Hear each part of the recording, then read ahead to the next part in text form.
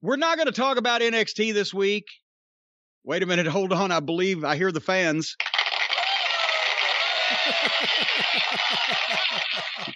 Not going to talk about NXT this week because they're on at the same time as AEW, and I didn't have any electricity for either. And it's the karma gods trying to save me high blood pressure. And I didn't hear about anybody doing anything spectacularly stupid, so we didn't bother to chase that program down. But there were several things advertised on over at All Friends Wrestling that we wanted to check out. Just to see if it really actually was going to take place. And son of a gun, was this show, normally the matches go on forever and ever and ever. Well, on this show, only the one last match seemed to go on forever and ever and ever, but there were interviews everywhere, even interviews with people that had just previously on the other side of the break done an interview, and then a standalone interview with them where they were at that point. A lot of interviews. Did you notice this? It's almost as if they have no idea how to do a layout for a wrestling television show. It's almost like that. But what do I know? Anyway, and now somebody's going to, well, he's mad because all the matches are all the time. We don't get to hear from the guys. Now he's mad because there's too many interviews. It's fucking just, all right, we'll go through it piece by piece. They opened this program. All pretenses of a wrestling war have been thrown out the window on both sides. Nobody's even trying now. They opened the show with a TV title match between Darby Allin and Jelly. Now, okay, I agree that Darby needs wins. I agree that Darby should defend the title. But I'm trying to remember when they opened up Raw in the 90s Attitude Era with a Taka Michinoku match. What?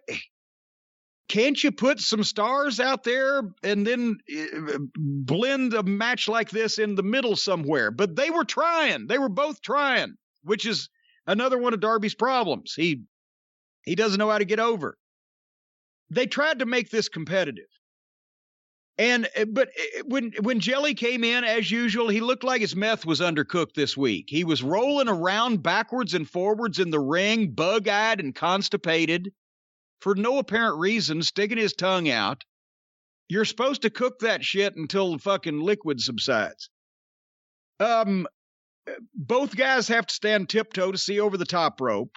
So, to me, this was an Outlaw Mud Show wrestler's dream. An indie match, but on big TV. I bet Jelly probably paid Tony Consta the other way around to do the. Just visually, have they given up? Do they care that people, a wrestling fan from 20 years ago would accidentally tune into this and say, oh, isn't that cute? They've got kids wrestling now, like the adults. And it's sad. So like I said, I understand they need to give Darby Allin wins on TV, but and this was competitive.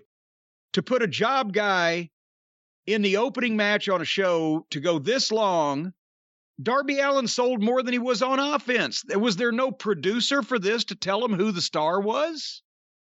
And, it was Darby Allin again makes the best of things. His shit looks good, but it was like he was working with a ball of pizza dough here, and it just wasn't going to fucking rise. So Darby hit a power bomb off the top. He did everything to this fucking clown, kept coming back, finally hit his finish. And I'm just, to me, that buried Darby Allin to go the first 15 minutes of the program. And if it's this hard for him to beat the lowest schlub on the totem pole, why do I believe as a new viewer that they're never going to get any of, that he's ever going to beat anybody important or even be competitive? I just don't know any other way to say it. This is just, the talent on this show, a lot of it's visually repulsive, a lot of it is green, and most of it is ill-advised to be signed to a company with this kind of fucking resources. I don't know. What do you think? Cheer me up. Well, I think it was the best Jelly match we've seen in AEW, but I agree with you. Wait a minute, Uncle Brian. It was the second least good match? It was the second least good Jelly match that we've seen in AEW, but it did nothing for Darby here at all, who's involved in a program, who's the TNT champion, And whether you're a fan of Jelly Nutellas or not, he's only lost matches on Dynamite. I don't know what they do with him on the YouTube show because we don't watch that show. I don't know why anyone does. I certainly get my fill on Wednesday nights. But I don't understand elevating, and he's been used as a job guy there. Why would you do a competitive match with a job guy to open up the show? This was more than competitive. This was a close win for Darby Allin. Yeah, it doesn't make much sense. A world-class sprinter, and he has a close win in a race over a paraplegic. All right, anyway.